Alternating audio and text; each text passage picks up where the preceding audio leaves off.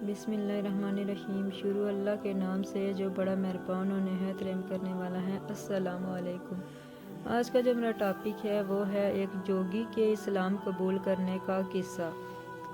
بابا فرید ایک مرتبہ دیبالپور تشریف لے گئے اور دیبالپور میں ایک جوگی کا شہرہ تھا جو اپنے فن کا ماہر تھا، اور اس نے یہ ارادہ کر رکھا تھا کہ جب کسی کامل درویش کی اس پر نگاہ پڑی اور اس کے کانوں کے مندرے گر گئے تو وہ ان کا مرید ہو جائے گا اور اسلام قبول کر لے گا۔ آپ جب دیبالپور گئے اور اس جگہ سے گزر ہوا جہاں وہ جوگی رہتا تھا تو آپ علیہ السلام کی نگاہ جوگی پر پڑی۔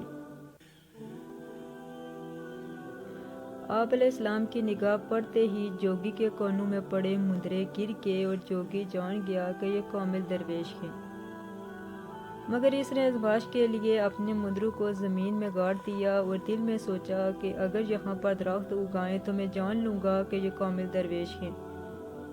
بابا فرید ہے اس جوگی کے حال سے آگاہ ہوئے اور آپ نے ان مندروں کو اٹھایا اور بسم اللہ پڑھ کر انہیں دوبارہ زمین میں گاڑ دیا۔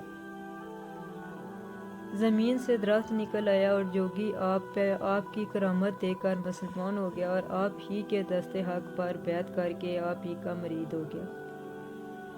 اگر میری ویڈیو آپ کو اچھی لگے تو پلیز لائک اینڈ سبسکرائب ضرور کیجیے گا۔ میرے چینل پر روزانہ آپ کو اسی طرح کی انفارمیٹنگ ویڈیو ملتی رہے گی۔ اللہ حافظ۔